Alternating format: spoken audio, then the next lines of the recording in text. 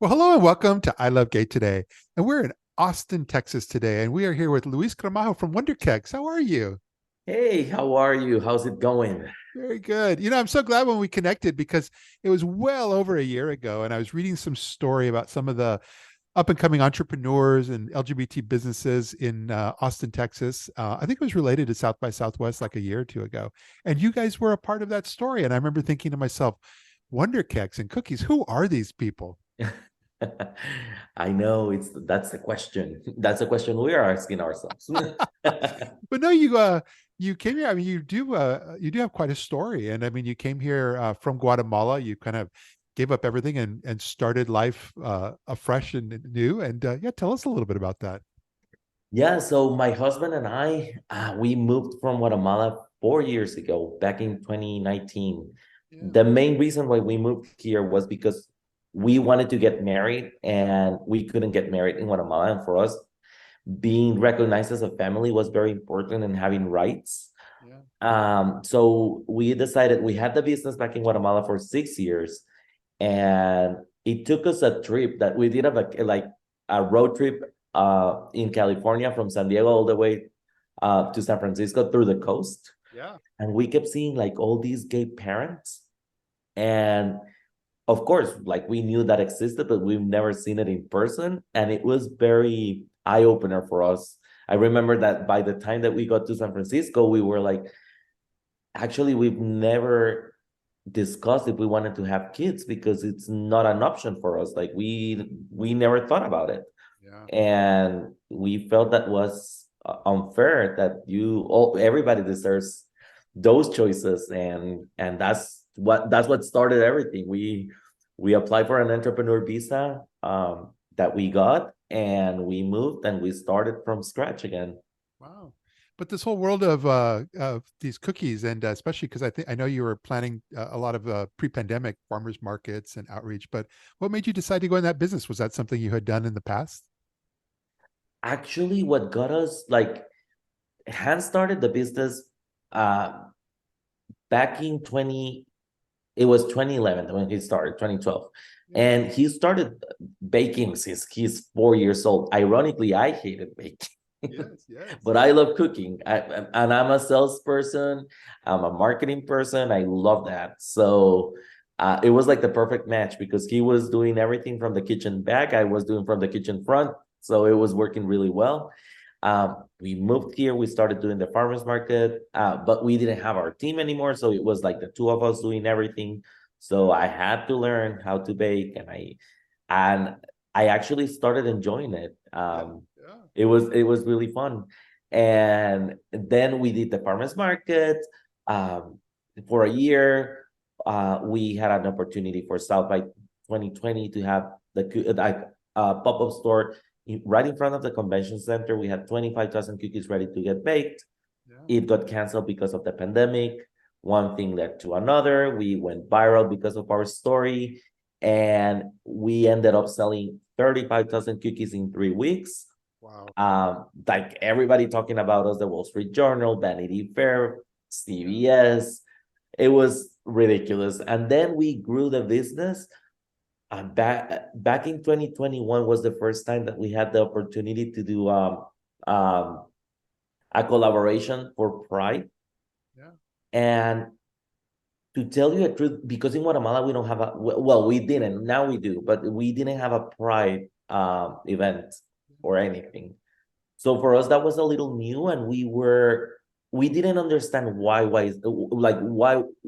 is Pride needed? And it was like it's just a show off, it's just a month, where people are screaming I'm gay.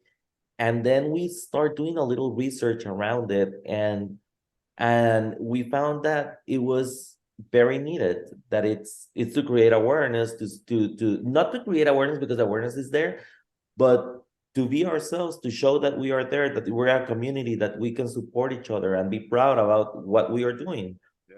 Yeah. And I think that that was very powerful. So we did our first collaboration, and I remember that when we announced it, it was May 29th of 2021, and we sent out an email saying, proud gay couple from Guatemala helping the LGBTQ community, because we were raising funds for the Love Foundation.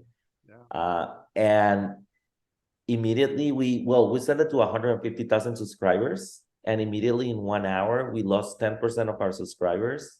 Wow. And for the first 2 weeks, all the communication that we received was, I hope you guys die. If I knew you were gay, I would never buy the cookies. I hope that someone comes in the kitchen and kills you. The cookies are going to give you AIDS, and so on and so forth. Yeah. It was very upsetting, but at the same time, we got very frustrated with ourselves, because it was a wake-up call that this is something that we used to suffer this back in our country, and it wasn't this bad, it wasn't that explicit, Yeah. but not being accepted and 100% being able to be who you are is not a thing there. So Yeah. so we were like, okay, it took us 2 years to be in Austin to forget that this exists, that Yeah. homophobia is still a thing. Yeah. And it was very frustrating for us, very upsetting that we forgot it. Yeah. And the month continued. At the end of the month, we received one email from a parent saying, guys, I want to thank you for raising your voices, for being an example. I think that my son might be gay. I'm not 100% sure. I don't think he's ready to talk. But I went ahead and I got the special edition box Yeah. for him to let him know that I support him, that whenever he's ready, I'm here. And that's exactly when we understood this is what we have in our hands is way more than cookies. We can create a movement around building safe spaces, about becoming that symbol that every time that you see someone wearing a hat, Yeah. someone eating a cookie, Yeah. you know that you can be in a safe space, that you can be yourself, that you don't have to do any code switching, Yeah. and you can show as you are, and you're gonna be like that person is going to let you tell your story to them, and you can tell it without fear. As we were saying just yesterday, what didn't kill you made you stronger. Exactly. So Kelly, you're right there. But no, you've I mean, I think it's an amazing story as far as like, because especially, you know, you came out, you're out and very much yourselves. And it seems like relationships, partnerships, everything has really kind of taken off since then. Because I saw you speaking at South by Southwest even just last month. Yeah, you know, it's amazing how the doors they open when you start. This is the thing. We always say that in Guatemala we had like the in the closet version of Wunderkeks, Yeah. because we were not able to express ourselves. Yeah. Of course, the brand was pink, but it wasn't.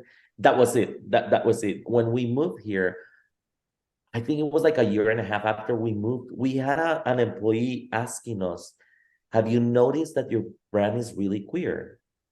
And we were like, what do you mean? And he's like, well, you ship everything in a pink box. We have a disco ball in the kitchen. Instead of packing peanuts, you put colorful pom-poms, and you have a dinosaur in a tutu as a mascot. I was like, oh, I think that you have a point here. And then we started talking with Hans about it, Yeah. and we came to the conclusion that finally Wunderkeks was out of the closet, because for the first time in our lives, when we moved here to Austin, we found our safe space that we're talking about. Yeah. And instead of being less gay or being less loud, we were not afraid to express ourselves through the brand anymore. Yeah. And everything started popping out by itself. So it was very beautiful to see that it happened organically, that we didn't even notice it. And it got to a point that we were like, we are very happy with the brand now, but we didn't know what was it. Yeah. And it was because we were expressing ourselves through the brand, and that's very important. Yeah. This is incredible, and I feel very fortunate because you and I are both going to be in Dallas in September for the Yeah. Unleashed, and you're going to be speaking there, so I get to actually hear you up on stage in person. Yes, yes, we're very excited. Oh, What Wesley is doing with Unleash is amazing. It's right now, especially with everything going on, the environment is not ideal. yeah. So right now is when we need to start talking more, uh, expressing ourselves and being supportive with each other. And what they're doing with Unleash, it's amazing, to tell you the truth, because they're bringing people together from a lot of industry, like different industries. Yeah. So it's a lot of different point of views, but everybody reaching the same goal. So that's the best way to do it. Well, make sure to bring a drive and bring lots of cookies. Of course, yes, we have to, for sure. I love this. I'm just really glad that you're able to take a few moments of your time and kind of share a bit of your story with our audience here. And like I said, I very much look forward to meeting you in the real world. Of course. Thank you so much for having me over, and we can wait for you to try the cookies. Cookies are on their way, and can't wait to see you in Dallas. Fantastic. Thanks again. Thank you. So good.